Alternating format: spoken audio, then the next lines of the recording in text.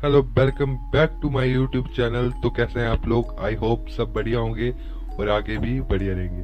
तो मैं आपका दोस्त ले आ चुका हूं आपके चैनल पे एक और नई सच्ची घटना, जो कि एक सीरीज चलेगी शमशान घाट। ये शमशान घाट की 4 पार्ट्स में जो है पूरी आपको कहानी सुनाऊंगा। और इस स्टोरी में बहुत से कैरेक्टर हैं जिनसे आपको मैं मिलवाऊंगा आगे धीरे धीरे करके स्टोरी में। तो आप स्टोरी में बने रहें और सभी पार्ट स्टार्टिंग से देखें। जो है इस स्टोरी का पार्ट 1, इसके लगातार 4 पार्ट आएंगे। 4 दिन में चारों पार्ट जो है उसमें मैं आपको सारी स्टोरी सुना दूंगा। और ये जो सीरीज चलेगी ये सच में बहुत डरावनी रहेगी। तो आप भी जो है चैनल को सब्सक्राइब कर ले एंड बेल आइकन को प्रेस कर दें और लाइक करना ना भूलें। ठीक है, थैंक यू। तो ये जो घटना है ये स्टार्ट होती है शमशान घाट से। शमशान घाट जहाँ पे जो ये जो घटना है ये काफी समय पहले की है। यहाँ पे जो है शमशान घाट में चिता जलाने का काम जो है वो किया जाता है। और इसमें 2 लोग जो है शख्स जो है वो अपनी जॉब करते हैं, वहाँ पे चिता जलाते हैं, अपना रोजगार अपना रोजी रोटी कमाते हैं। तो उसमें जो पहला शख्स है वो है करण और दूसरा शख्स जो है उसका नाम है रमन। और इनके जो एक गुरुजी हैं जो कि इनके साथ इनको सारा काम सिखाते हैं और अंतिम संस्कार की सारी प्रक्रिया करते हैं। तो करण और जो रमन है इनको कम से कम 10 साल का अनुभव है। और जो इनके गुरुजी है वो पिछले 40 सालों से इसी शमशान घाट में जो है वो काम करते हैं। तो वो काफी अनुभव है उनको काम करने का। तो होता क्या है कि करण डेली की तरह, डेली रूटीन की तरह शमशान घाट आता है, अपना हाथ मुंह धोता है और अपने काम पे लग जाता है। तो तभी वहां पे क्या होता है, थोड़ी देर के बाद जो है एक चिता जलने के लिए आती है, जो कि एक महिला की होती है। महिला की चिता जो होती है वो जलने के लिए आती है। और उसके गुरुजी जो होते हैं वो कहते हैं कि करण तू इस चिता का जो है अंतिम संस्कार की जो प्रक्रिया है तू कर दे। वो एक एक करके अपना अपना काम करते। जैसे एक चिता का जो अंतिम संस्कार का क्रियाक्रम होता है ना, वो जो है वो एक शख्स करता है। जैसे अभी एक अगर डेड बॉडी आती है तो वो उसका अंतिम संस्कार जो है वो करण करेगा, और दूसरी डेड बॉडी आएगी उसका अंतिम संस्कार जो है वो रमन करेगा। अगर ये दोनों किसी कारणवश वहां पे उपलब्ध नहीं होते हैं तो ये सब जो काम होता है वो गुरुजी खुद करते हैं। तो इस समय जो है गुरुजी ने करण को बोला कि तू इस डेड बॉडी का अंतिम संस्कार कर। तो करण जो है वो अपने रोज के काम की तरह जो है उस डेड बॉडी का अंतिम संस्कार करने के लिए जो मृतक है उनके घर वालों के करीब पहुंचा। उसने सारा वाक्य जाना कि क्या बात है, कैसे उनकी डेथ हुई और अब आपने आगे क्या करना है, लकड़ी लाए आप अपनी कि यहाँ से लोगे। ये सारा वाक्य जो वो करण उनसे वार्तालाप करने लगा। तो उन्होंने बताया कि ये उनकी भाभी है और अचानक वो रात को जो है उनकी डेथ हो गई थी। तो करण उस समय जो है वो उनकी भाभी की तरफ देखता है तो उसको ऐसा लगता है कि उनकी आंखें खुली हुई है, पर हकीकत में वो किसी को दिखाई नहीं दे रही थी कि उनकी आंखें खुली हुई है। पर करण इस बात को अनदेखा करता है और वो अपना सामग्री जो शमशान घाट में अंतिम संस्कार के लिए लगेगी वो उनके घर वालों को लिखाने लगता है कि आप ये सब लेके आ जाओ और हम जो है अंतिम संस्कार की प्रक्रिया शुरू करते हैं। तो चिता सजाने के बाद जो है वो करण फिर से डेड बॉडी की तरफ देखता है तो उसको दोबारा आंखें खुली हुई मिलती है। पर इस बार भी करण जो है वो अनदेखा कर देता है उस चीज को। थोड़ी देर बाद करण की फिर से नजर पड़ती है तो वो देखता है कि इस बार जो है वो आंखें खुली होने के बावजूद भी पलकें झपकी है। पलकें झपके वो करण एकदम से डर जाता है और चिल्ला के कहता है कि ये क्या चीज है।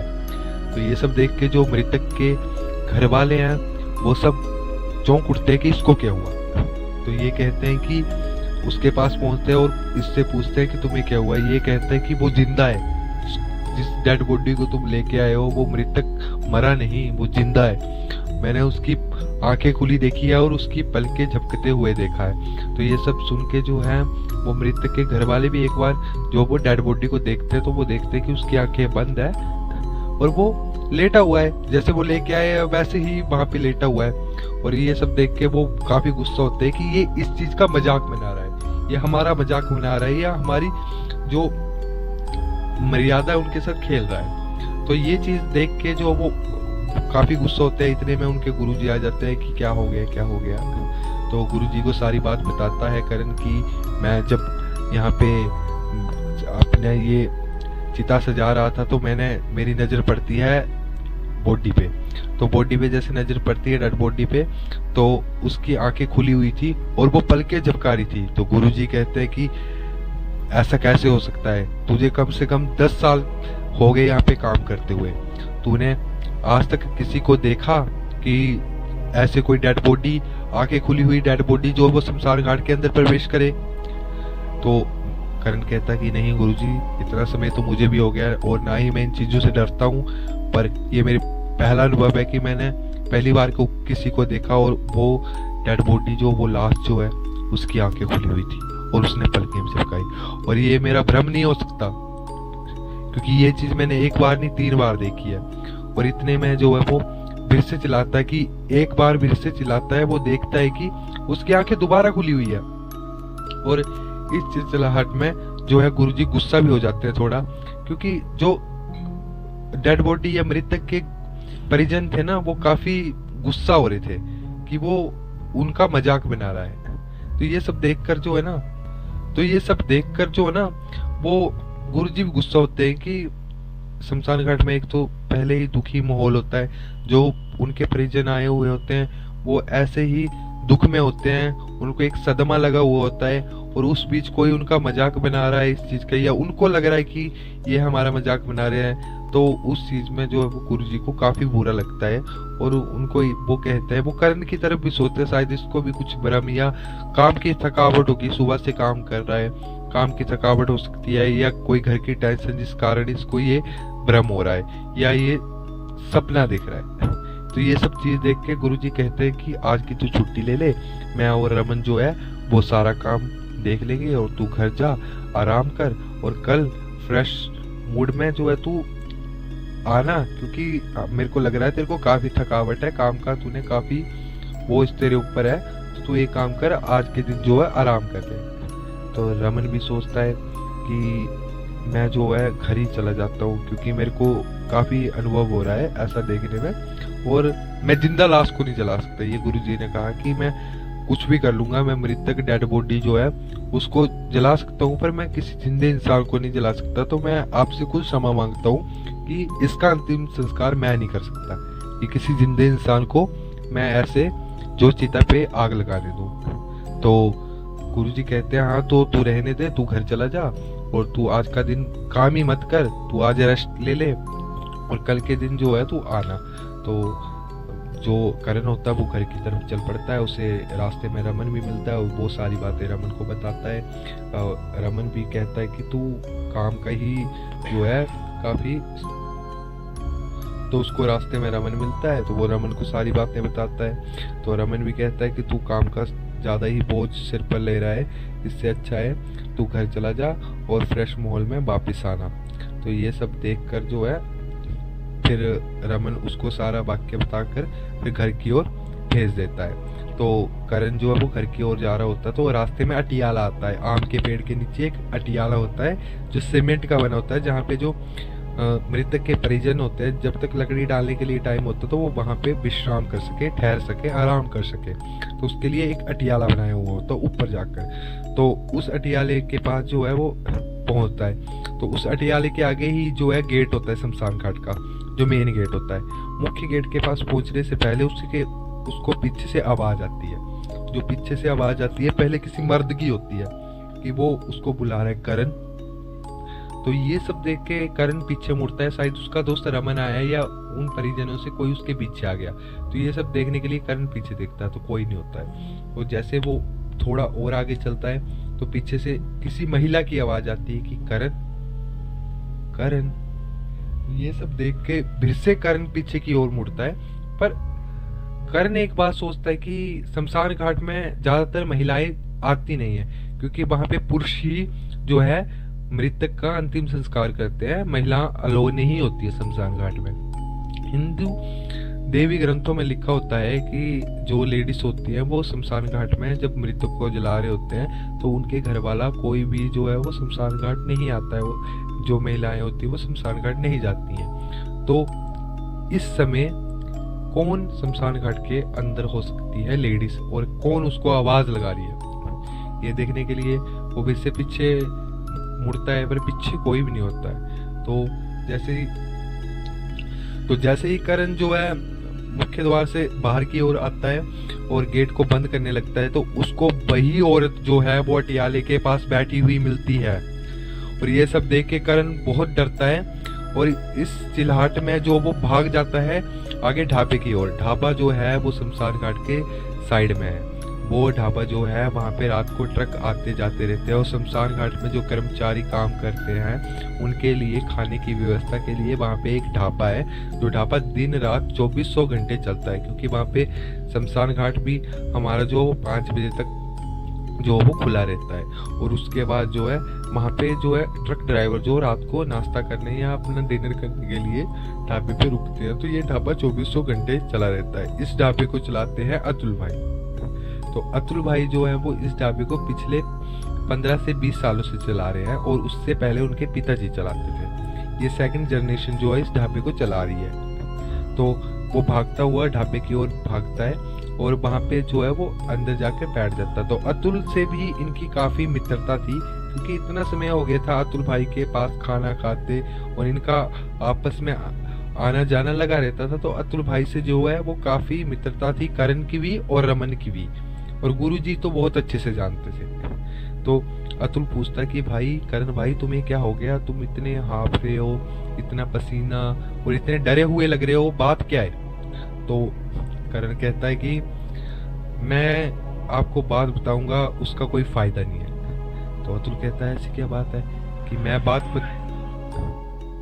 तो करण भाई को कहता है कि कोई बताने का फायदा नहीं है, अगर मैं आपको अपनी बात बताऊंगा तो आप भी मेरा मजाक ही उड़ाओगे, आप भी सोचोगे कि मैं कोई आपसे मजाक कर रहा हूँ या मैं ऐसे ही हवा में बातें मार रहा हूँ। तो इससे अच्छा है मैं आपको कोई बात बताऊं ही नहीं, क्योंकि जब कोई मेरी बात का विश्वास नहीं कर रहा तो आपको बता के क्या फायदा। तो अतुल कहता है कि मैं तुम्हारी बात का मजाक नहीं बताऊंगा, शायद मैं तुमको एक बात बताऊं उसके बाद तुम मेरी बात का मजाक बनाओ और मुझ पे हंसो।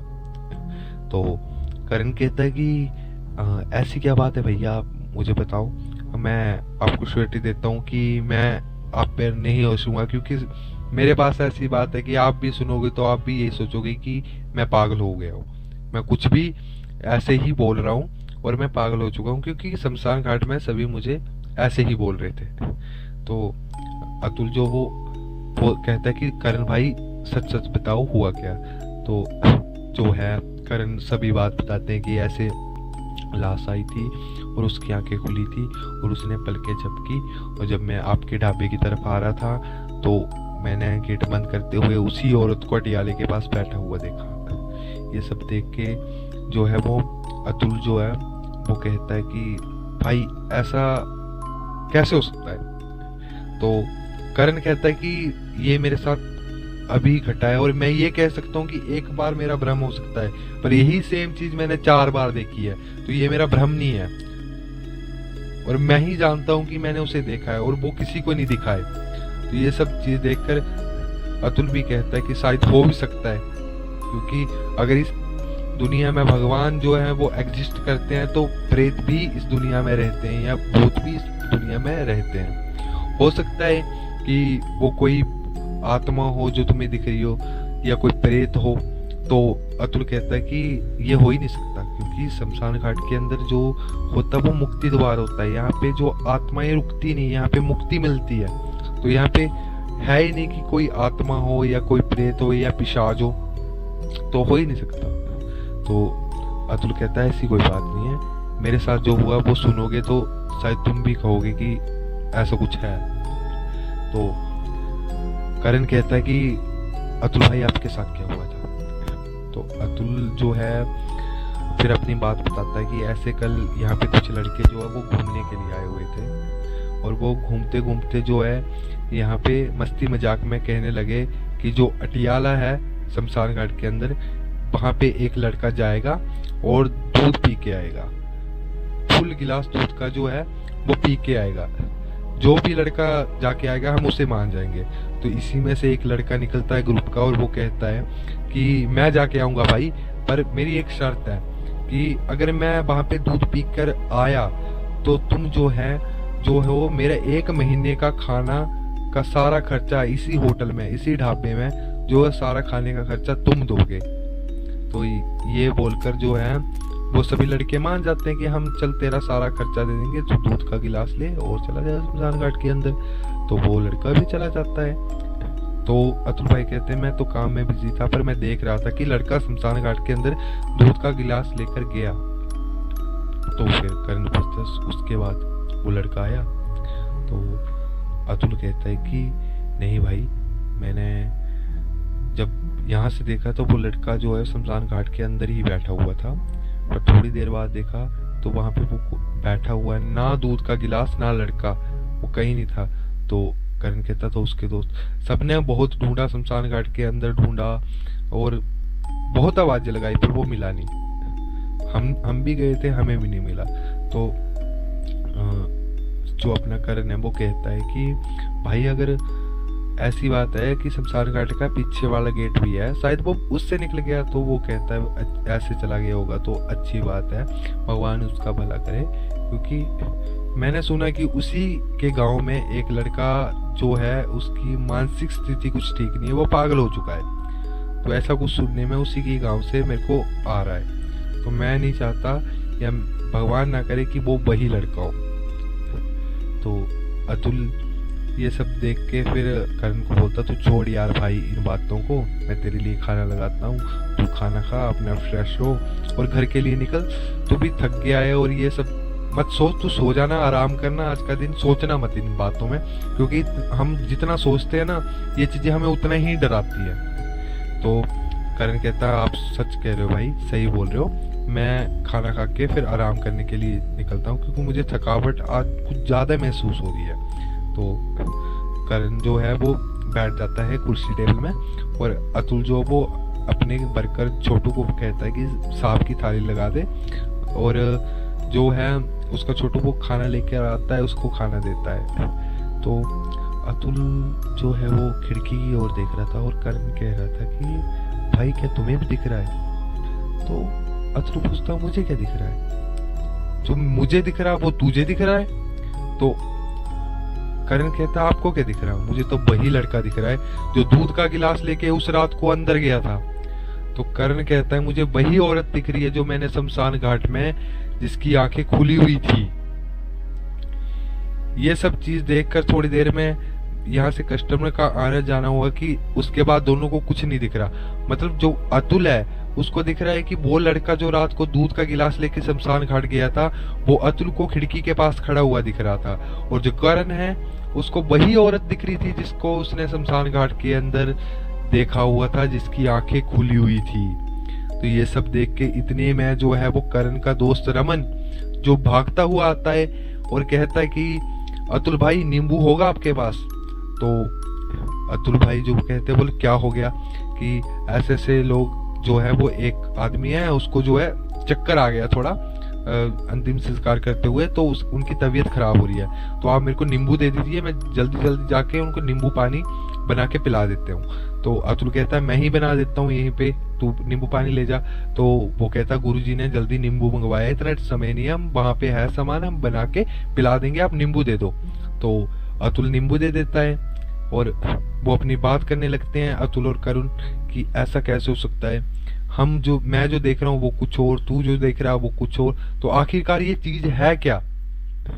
तो ये सब देखकर जो है वो थोड़ी देर बातचीत हो रही थी इनकी। और एक होता नहीं, देखो ऐसे किसी ढाबे में बैठते हैं या हम किसी होटल में बैठते हैं तो काफी चहल पहल होती है, हम डिस्टर्ब होते हैं, हम बातों से उलझते हैं, हम अपनी प्रॉपर बात नहीं कर पाते हैं। पर ये जो दोनों बात कर रहे थे ना, ये प्रॉपर माहौल बन रहा था वहां पे, उनको कोई डिस्टर्बेंस नहीं हो रही थी, कोई भी उनको अपनी बातों से भड़का नहीं रहा था या कोई भी कस्टमर अतुल को बुला नहीं रहा था। तो ये जो होता है ना, जैसे नेगेटिव एनर्जी जब आपके आसपास हो ना, तो वो एक ऐसा माहौल बना देती है कि उसमें आपको प्रॉपर समय मिलता है कि आप एक दूसरे से बात करो, वार्तालाप करो, ताकि उनके बारे में जानो, उनको जानो और वो अपने होने का एहसास करवाती है। तो इतने में क्या हुआ कि रमन फिर से भागता हुआ है कि अतुल भाई नींबू है। तो अतुल हंस के कहता है और क्या हो गया, फिर से किसी की तबीयत खराब होगी। तो रमन कहता है आपको कैसे पता? तो अतुल कहता है कि अभी तो तू नींबू लेके गया था ना, किसी की तबीयत खराब होगी थी, गुरुजी ने मंगवाए। अरे रमन कहता अरे मैं कब नींबू लेके चला गया? तो अतुल कहता है कि अभी तो तू नींबू लेके गया मुझसे कि किसी की गुरुजी ने मंगवाया, किसी की तबीयत खराब होगी। अरे भाई कुछ भी बोल रहे हो। और तू करण, तू यहाँ क्या कर रहा है? तुझे तो बोला था कि घर चला जा। तो करण कहता मैं खाना खा रहा हूँ। हाँ तो खाना खा के तू घर जा, मैं तेरे को घर में ही मिलता हूँ, मैं तेरे से बात करने आऊंगा तेरे रूम में और वहीं पे बात करते हैं, तू घर जा। और तुम भी अतुल भाई इसकी तरह बातें करने लग पड़े, ये भी सुबह से कुछ भी बक रहा है, अब तुम भी बक रहे हो, मैं पहले आया नींबू लेने के लिए, कुछ भी बोल रहे हो मतलब।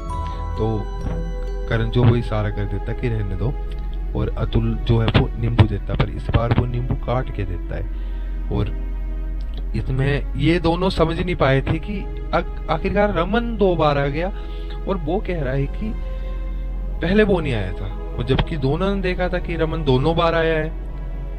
और इतने में रमन वापिस आ जाता है और वो कहता है हाँ भाई अतुल कैसा है? और ये देखकर फिर से वो चौंक जाते हैं और फिर से वो करण को कहता है रमन कि तेरा खाना पीना हो गया तो चले घर। तो रमन कहता है उनको खाना पीना हो गया तो चले घर। तो करण कहता है कि तू चल रहा है क्या? हाँ मेरे को गुरुजी ने कहा कि सारा काम मैं देख लूंगा, तू करण के साथ जा, उसकी तबीयत खराब है, तो उसे घर छोड़ के आ और उसको खाना खिला के सुला दियो, और यहाँ पे काम जो वो मैं कर लूंगा, तो तब तक करण को घर छोड़ के आ जा। तो मैं तेरे साथ आ लिया, तो चल अब घर चलते हैं। तो अतुल कहता कि अभी तू नींबू लेने तो नहीं आया था? अरे भाई तू फिर से वही बातें करने लग पड़ा, तेरे को सुबह कोई लड़की दिख रही थी जिसकी आंखें खुली थी, अब तुझे मैं नींबू लेने के लिए दिख रहा हूँ, क्या कह रहा है तू? तेरे ठीक है ना, तेरी तबीयत तो ठीक है ना? तो अतुल और करण तो दोनों पहले डर गए थे कि ये हो क्या रहा है। पहले खिड़की पे कोई दिख रहा है, फिर रमन ऐसी बातें कर रहा है, और इतने में रमन कहता है कि मैं गुरुजी से कुछ बात करके आता हूँ, तो तब तक बैठ, तू खाना खा और मैं वापस आता हूँ। तो इतने में जो है, जो उनके होटल वाला है छोटू, वो आता है और कहता है भैया फिर से वही हो गया। तो करण कहता क्या हो गया? तो अतुल कहता है कि वो दोबारा वहां पे रखा है, छोटू को कहता है। तो छोटू कहता हाँ भाई दोबारा कोई रख गया। तो इतने में करण कहता हुआ क्या है यार, पता नहीं कौन है, कितने दिनों से टोटका करके हमारे होटल के सामने रख रहा है, किसी को हमारी तरक्की जो है हजम नहीं होती, देखा नहीं जाता कि इंसान कुछ अच्छा कमा रहा है, पैसे कमा रहा है, तो उस चीज को वो बढ़ावा दे या उस चीज को वो देखें। लोगों से देखी नहीं जाती किसी की तरक्की, रोज कोई हमारे गेट के पीछे जो वो टोटका रख जाता है और वहां पे जो वो चाहता है कि हमारी ग्राहकी या हमारी दुकान बंद हो जाए। तो करण कहता तुम क्या, मैं तो झाड़ू से हटा देता हूँ, क्योंकि हमारे घर वाले कहते हैं कि जिस टोटके को हाथ नहीं लगाना चाहिए, झाड़ू से हटा देता हूँ। अरे करण कहता अरे ऐसा कुछ नहीं होता, वो तुम्हें भटका रहे हैं, ऐसी कोई चीज नहीं होती, जो चीज है मैं देख के आता हूँ। तो अतुल कहता है भाई इन चीजों से मजाक नहीं होता, ये तीसरी शक्तियां हैं, तीसरी शक्ति एक भूत प्रेत पिशाच है, ये अगर पीछे लग जाए ना तो भाई उतारे होते नहीं है। तो करण कहता है ऐसी कोई चीज नहीं होती, टोटके अंधविश्वास है भाई जो फैलाया हुआ है, और तू पता है कहाँ, मैं उठाता हूँ उसको, मैं उठा के फेंकता हूँ, कौन रखता है उसको भी मैं पकड़ता हूँ। तो वो पीछे जाते हैं, पीछे जाके जो वो देखते कि वहां पे एक नारियल चुन्नी, कुछ लिपस्टिक वगैरह और साथ में चूड़ियां रखी हुई थी एक टोकरी में। तो वो टोकरी से जो वो नारियल उठा देता है और बाकी जो चीजें हों वो साइड में पेड़ के नीचे फेंक देता है, और नारियल अंदर लेके आता है, ये देख भाई तेरा टोटका। अतुल कहता है भाई इसको अंदर कहाँ ला रहा है? अरे कुछ नहीं होता, एक काम करते हैं छोटू, इस नारियल को तोड़ तू और इसकी जो हम गरी खाते हैं। तो एक तो पहली बात, टोटके की चीजों को हाथ नहीं लगाते। दूसरी चीज, जिस पे टोटका किया गया है, जिस चीज पे टोटका किया गया है, उसको तुम काट के खा रहे हो। यह असर जल्दी करता है। फिर जो टोटका जिसने किया हुआ होता है, अगर कोई उस वस्तु को अपने शरीर से भी लगा ले तो वो असर काफी जल्दी करता है। यही चीज हुई कि वो नारियल जो वो काट लिया गया और उसके जो गरी थी वो पहले जो अतुल को देने लगा, पर अतुल ने मना कर दिया कि भाई देख, मैं ना खाऊंगा ना मैं हाथ लगाऊंगा, तूने काटा है तू खा ले। इतने में रमन भी आ जाता कि चल चलें घर। तो वो भी देखता कि नारियल आ रहे, अकेले अकेले खा रहे हो। तब तक जो है वो अपना करण जो है वो नारियल का जो है आधी गरी खा चुका था, और जो कुछ पीसेस बचे हुए थे वो रमन को दे देता है, यार भाई ले तू भी खा ले। और रमन जो है वो कुछ पीसेस उस नारियल के खाता है, और अतुल तो मना कर चुका था और छोटू पहले डरा हुआ था तो वो नहीं खा रहा था। तो वो नारियल का जो बाकी बचा हुआ था वो अपने साथ लेकर घर की ओर दोनों निकल जाते हैं। तो उसके आगे क्या हुआ वो मैं बताऊंगा आपको अगले भाग में। तब तक के लिए चैनल को सब्सक्राइब करें, कल ही इसका नेक्स्ट पार्ट आ जाएगा। तो घबराइए मत, ये स्टोरी आगे चल के बहुत डरावनी होनी चाहिए। अतुल के साथ क्या हुआ, उसके बाद रमन के साथ क्या हुआ, और उसके बाद जो है सबसे भयानक जो करण के साथ क्या हुआ। ऐसा नाच नचा दिया उस प्रेत ने कि करण भी आज भी रोता है, और आज भी अकेला रहने से उसे डर लगता है, क्योंकि भूतों से मजाक नहीं होता। और ये तो पिशाच को अपने साथ लेके चला था। तो मिलता हूँ नेक्स्ट स्टोरी में, तब तक के लिए बाय। लाइक करें, फॉलो करें, सब्सक्राइब करें। Thank you.